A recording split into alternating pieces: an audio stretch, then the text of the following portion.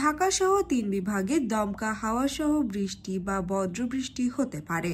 রবিবার আবহাওয়ার পূর্বাভাসে এ তথ্য জানানো হয়েছে। আবহাওয়া অধিদপ্তর জানিয়েছে, লঘুচাপের বর্ধিতাংশ পশ্চিমবঙ্গ ও আশপাশের এলাকা পর্যন্ত বিস্তৃত রয়েছে। মৌসুমের স্বাভাবিক লঘুচাপ দক্ষিণ বঙ্গোপসাগরে অবস্থান করছে। এই ঈদে জামা জুতো অ্যাকসেসরিজের ডিসকাউন্ট।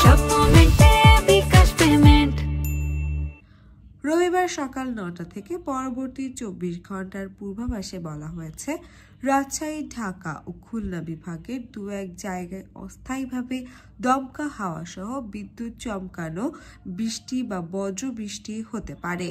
এছাড়া দেশের অন্যত্র অস্থায়ীভাবে আংশিক মেঘলা আকাশ সহ আবহাওয়া শুষ্ক থাকতে পারে। সোমবার অস্থায়ীভাবে আংশিক মেঘলা আকাশ সহ সারা দেশের আবহাওয়া শুষ্ক থাকতে পারে।